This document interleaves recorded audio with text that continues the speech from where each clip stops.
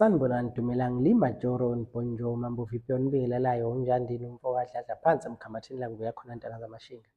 Sesikhona-ke la kwi-Black Billionaires Empire, kanti angihambi ngedwa, ngihamba nesiphalaphala senkosazana emhlophe. Inkosazana iyaphila? Ngiyaphila njani Hayi, njani? ngiyaphila kakhulu. Ya, ake utshele abantu ababukelayo njengamanje ukuthi ubani lo engihleli naye njengamanje ngaphambi kokuthi siqale udaba lwethu lanamuhla. Sanibonani babukele emakhaya, ngiyanibingelela lo nibingelelayo nonkolo zonto odabuka eBergville entabeni zasoKhahlamba. Awu, suka madoda phansi eBergville. eBergville Yebo, kwela yebo. Mangwane, Mangwaneni. Kunjalo nje. Okay, so namhlanje udaba esizolithinta udaba oluthinta abahleli bemicimbi ne-professionalism, ukuthi kubaluleke kangakanani ukuthi ube professional mangabe uwumhleli womcimbi.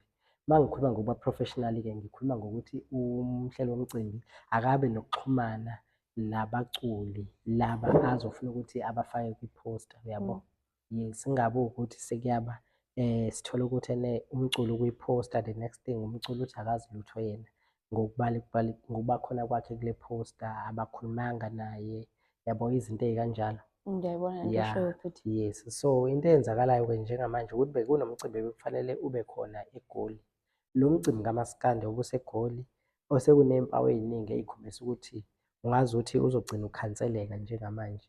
Ngobani na njengoba ngisho njalo? Ngisho ngoba kuqale uthe umcimbi uvela nje ungapheli no-24 hours uvelile, kwaqhamuka igcwama elisha lakhala lathi lona ngeke libe yingxenye yalo mcimbi, waze wawudelela wathi hhayi isinqa somcimbi, yabo, ngeke abe yingxenye yaso.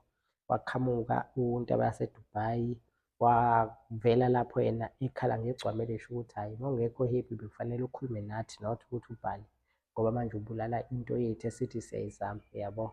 Ngiyayibona. Yes, kodwa manje sakudlala nje sangakunaka nokho satsho ukuthi hhayi umcimbi uyaqhubeka. Sekuyaba njengoba kuyinamhlanje kuqale kwavela ukuthi i-poster yabo engizoyiveza la izobonakala, abantu bayibone, ezobe ikhuluma ithi umcimbi usushintshile, awusezoba se-New Town, kepha usuya endaweni ethile nje eWishesanyama, uzoba lapho la uzoqhubeka khona umcimbi.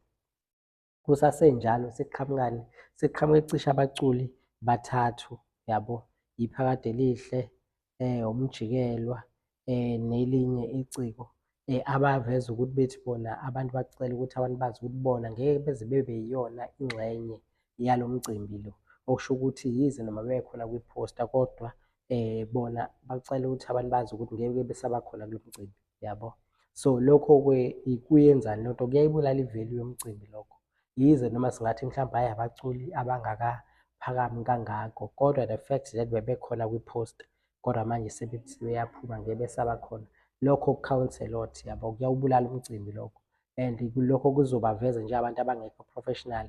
Baningi abantu asebezongabaza, yabo, ukuya wena nje ungabe usangaya nje emcimbini usubone nje within 7 Sengibonile ukuthi days, iciko lami alikho, yabo, angisayi. iciko lakho alikho, awulisayi, i-venue isishintshile, yabo.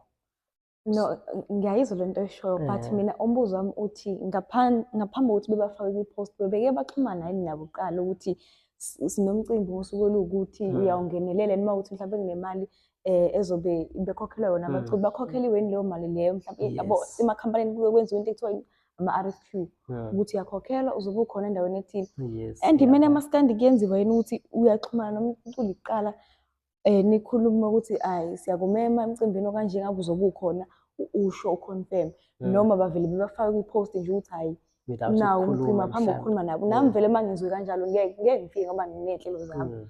I think thina singabantu asibheki lokho, sivele singukuthi igcwama elisha kuthiwa aliyi, okungenzeka ukuthi belingazi libone nje selikwi-poster nje, yabo, into kanjalo.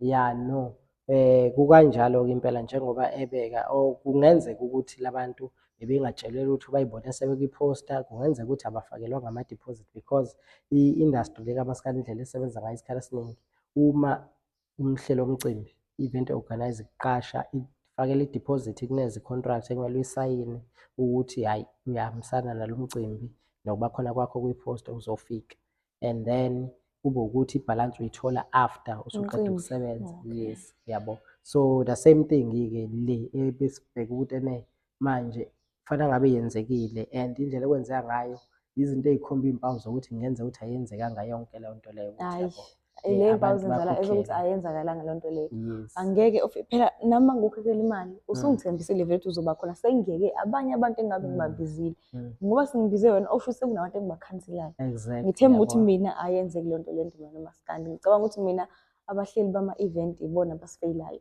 Yes, hayi bayafeyila kakhulu indlela abenza ngayo. Sicela nje ukuthi abahleli bemicimbi bezame ukuba professional ukuze ukwazi ukuthi umaskandi ungabukeleki phansi, ukwazi ukuthi uqhubeke uthuthuke uye phambili njengoba sihlezi isikhala nje. Uma ubuka ama-events o-hip hop namanye ama-genre, amapiyano, indlela ekwenzeka ngayo kukhomba ukuthi kuhluke kakhulu kunendlela ekwenzeka ngayo la kumaskandi. Kuningi nje impela abakwenzayo okukhomba ukungabi professional abahleli bama-event la kumaskandi. Nesikucelayo ukuthi sicela ukuthi bezame ukuthi bebe professional, bengabheki ngokushaya iy'balo ukuthi hhayi sokwenza imali engaka la, kodwa Masingase sithole uba ubani ngasafike singenza imali engaka. Ngaphambi kokuthi ukhulume nobantu nayo uney'nhlelo ngumuntu. Uyabona Ungavele ubone ukuthi hhayi udumo lwakhe vele uzoze udumile ngiyaphoxa abalandeli bakhe. Yize kunjalo xhumana naye kuqala avume. Ya kunjalo impela kumele kube ungasebenzisi njalo. udumo lomuntu ngendlela e-wrong, yilokho okungafuneki. So iyona-ke udaba lethu ebesiludingida-ke. Nani ningasitshela kwi-comment section ukuthi nicabangani ngalo lolu daba, kuwukuthi akuzophelela la, sisazohamba sihambe siphinde sizame ukuxhumana namanye awo ama-event organisers, mhlampe nabo babeke elabo isayidi ukuthi bona uma bengazithethelela la bazithethelela ngokuthini, ngoba kubukeka kungekho kuhle kakhulu lokhu-ke nendlela ekwenzeka ngayo izinto. Zingako ebesiziphethe okwamanje kwi-Black Billionaires Empire from uNjandeni nenkosazana yale. Mhlampe nawe ungasitshela kwi-comment section ukuthi wena ucabanga ukuthi yini eyenza ukuthi ama-event kaMaskandi angaphumeleli, yini ekusabacula ukuya kuma-event? Ya kunjalo impela, kucela nisitshele-ke kwi-comment section ukuthi ngokwenu nibona ukuthi kanjani nokuthi ingaxazululeka kanjani le kuze kube ngokuzayo-ke. Dankie, yabonga.